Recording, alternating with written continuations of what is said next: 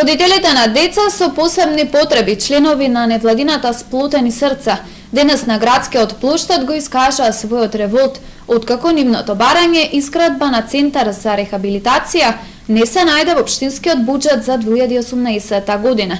Велат дека револтот е уште поголем, откако виделе дека се обезбедени средства за изградба на стационар за кучиња.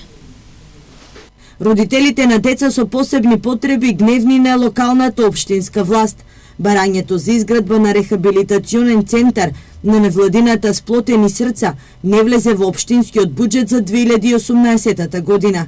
Тие бара 1% од целокупниот буџет да биде наменет за изградба на центар, како и да се обезбеди земјиште каде што ќе може да се гради центарот. 2018 нема најава за земјиште, нема најава за финансиски средства за децата и возрастните со посебни потреби.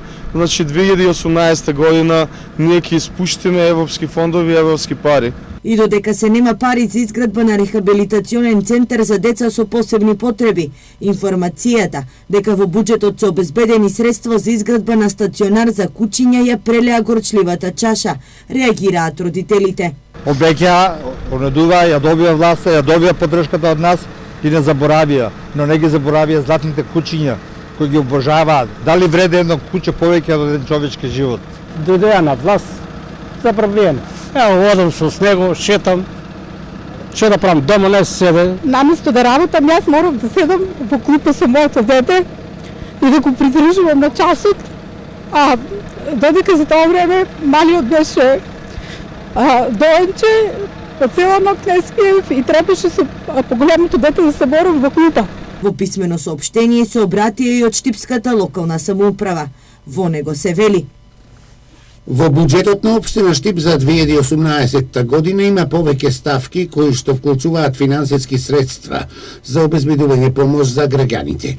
Невладините организации и издруженија на граѓани, вклучително и издружението на родители на деца и возрастни со аутизам и сродни состојби. Општина Штип ќе даде целосна институционална поддршка за оваа здружение и во оние сегменти од неговата работа кои што не се поврзани со финансии. Научната фела на Скопје им порача за да го намалат аерозагадувањето. Мора да инвестираат 380 милиони евра. Заменик министерот за животна средина Јани Макрадули денеска на Штипскиот универзитет Гоце Делчев ја собра научната фела за да го слушне и нивното мислење и мерки за намалувањето на аерозагадувањето во Скопје. 380 милиони евра ќе ги чини Скопје и градот Скопје за да се намали аерозагадувањето до 2025 година, порача научната фела.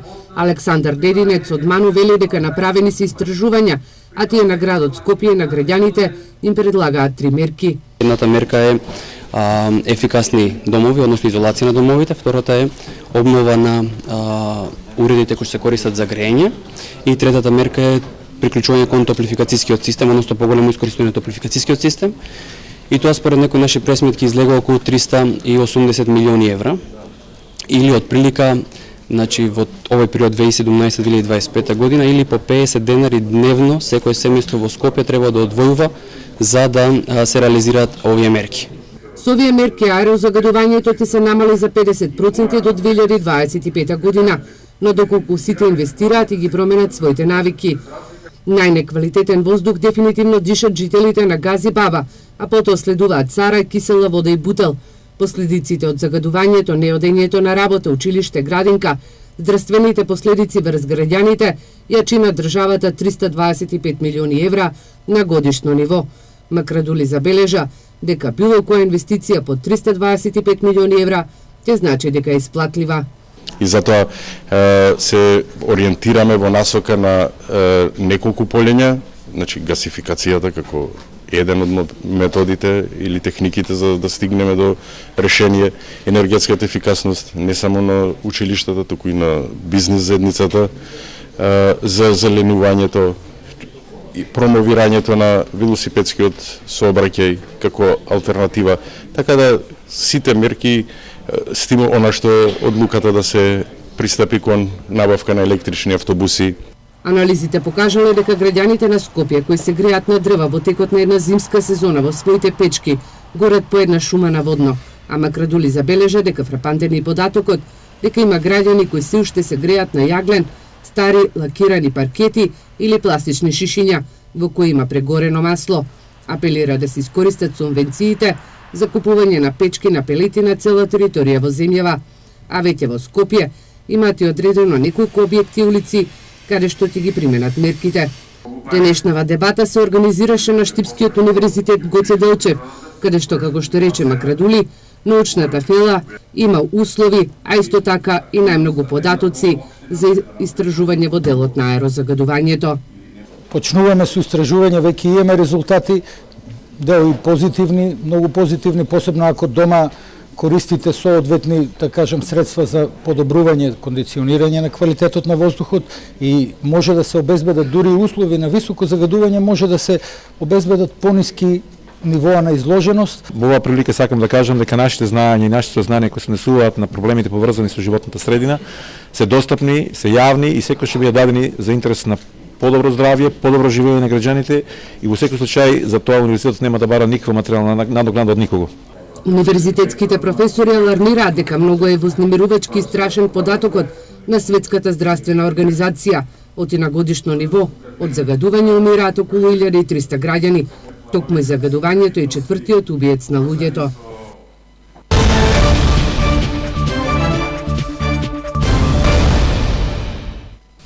Утре вечер со почеток во 20 часот на сцената во Домот на културата. Премиерно ќе биде одиграна детската представа Енци Менци Оделенци во режија на Трајче Кацаров. Енци Менци Оделенци е представа за сите и за секого. Всушност за секое време. Мислам за оние кои што за прв пат зачекоруваат помеѓу школските клупи, а и оние кои што со темите и дилемите од основното образование од детството многу одамна ги оставиле зад нас 50 години и повеќе. Скоро секој ден после училиште доаѓавме овде и дававме се од себе за да ја подготвиме представата и да се представиме во најдобро светло. Ова е една интересна представа која досега не сме ја спремале, интересна и за младите, но исто така и за старите, бидејќи тоа само ќе се потсетат на школските денови. Во Карбинци пуштена првата мала пречистителна станица за отпадни води. Незината изградба е во рамките на проектот кој го финансираше швајцарска СЕКО. Во Карбинци денеска свечено беше пуштена во употреба малата пречистителна станица за отпадни води, која е донација од Државната швајцарска агенција за развој и поддршка. Градоначалникот Јордан Насев истакна дека изградбата на пречистителната станица е од големо значење за заштита на сливот на реката Брегалница. Треба да го ставиме во употреба објектот мала прочистителна станица за село Карбенци во вредност од 32 милиона денара, кој е дел од проектот Мали пречистителни станици за отпадни води, финансиран од Швајцарскиот секретаријат за економски работи, СЕКО и Министерството за животна средина и просторно планирање. Клин Хамер од Швајцарската агенција за развој и поддршка истакна дека ставањето во функција на пречистителната станица ќе биде голем бенефит за граѓаните од регионот, но и за поголема заштита на животната средина. Ова е последна од објектите кои што беа реализирани во рамките на проектот за управување со сливот на река Брегалница, а финансиран од СЕКО. Љупка Димовска Зајков, представник од Министерството за животна средина и просторно планирање, вели дека изградбата на пречистителните станици во земјава представуваат приоритет и предизвик на владата на Република Македонија. Смета дека изградбата на пречистителните станици и проектот кој го финансира СЕКО представува одличен пример како останатите региони во земјава да ги решаваат проблемите со отпадните води кои се слеваат во реките.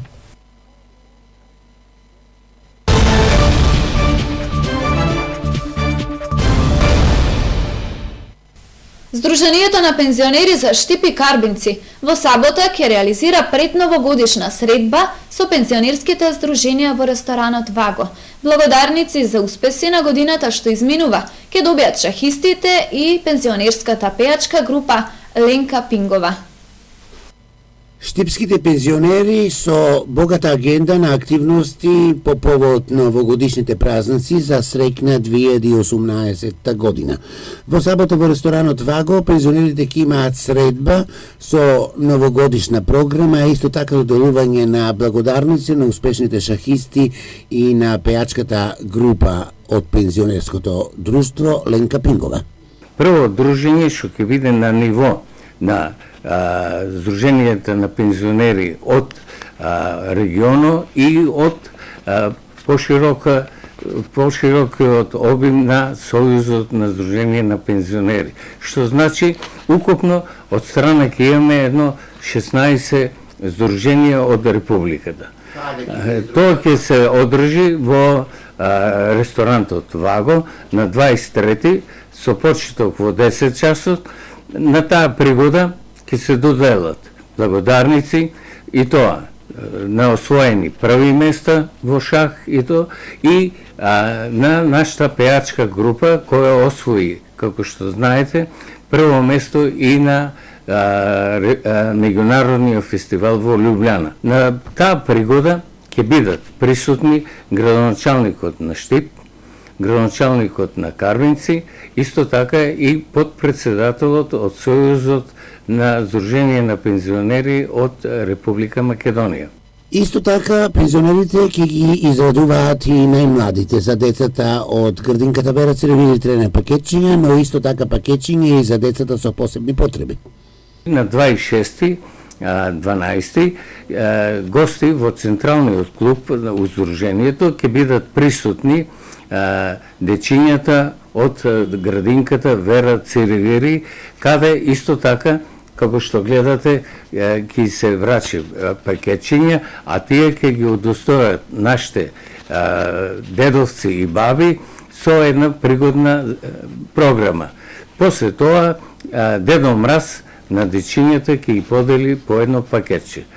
На 29-ти, тоа е петок, исто така ќе треба да биде пристоен и градоначалникот на Штип, Благоје Бочварски, и тие се наши деца што почесто ги посетуваме, практички тоа се една од дружина од нашиот колектив. Тоа се деца со посебни потреби и исклучиво тие дечиња се со помош од своите родители.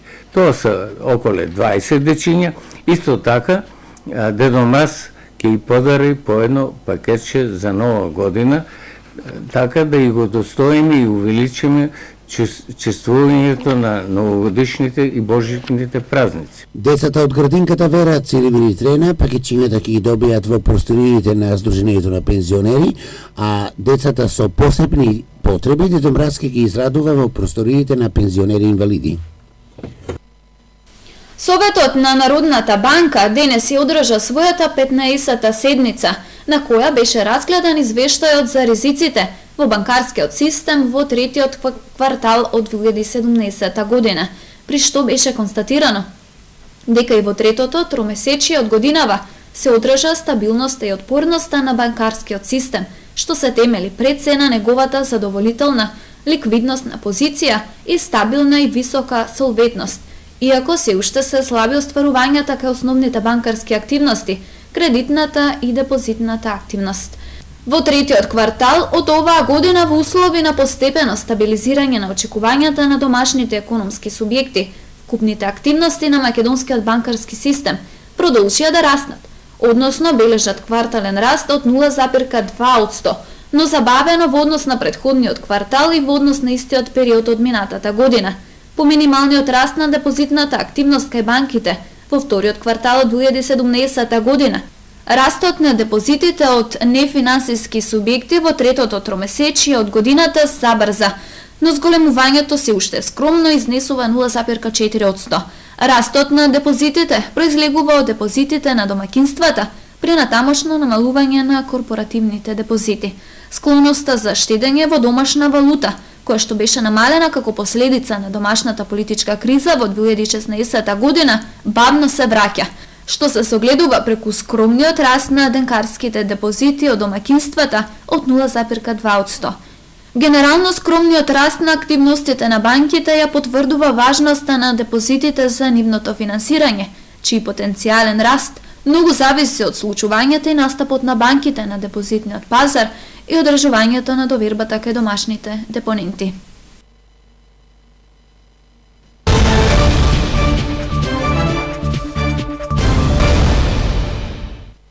Ракометниот клуб Текстилец верен на својата традиција. По 21 пат ќе одржи спортската манифестација Средба на генерациите. Единствени во градот, а може би и во Република Македонија, ракометниот клуб Текстилец во Штип, крајот на календарската година, традиционално го одбележува со величествена манифестација Средба на генерациите. На едно место и во исто време, во спортскиот храм на салата во Основното училиште Тоша Арсов, преку стотина ракометари, некогашни и сегашни, млади и повозрастни, ќе другаруваат, ќе евоцираат спомени и во ревијални средби ќе не подсетат на нивните атрактивни потези и велемајсторски голови. Но ова средба присуството е задолжително, бидејќи масовноста е одлика за популаризација на ракометниот спорт и на реномето својствено на Текстилец. Повозрастите им се восхитуваат на најмладите за ракометниот избор, а пак тие има од кого да видат, да научат и да украдат дел од богатиот репертоар од нивната ракометна дарба. Ракометната манифестација Средба на генерациите по 21 пат ќе се одржи во недела 24 декември во спортската сала на Основното училиште Тоша Арсов со почеток во 12 часот, при што ќе се одиграат и повеќе ревијални средби. Тоа беа и последните информации од спортот. Ние овде се одјавуваме од вестите на Ирис телевизија. Пријатно!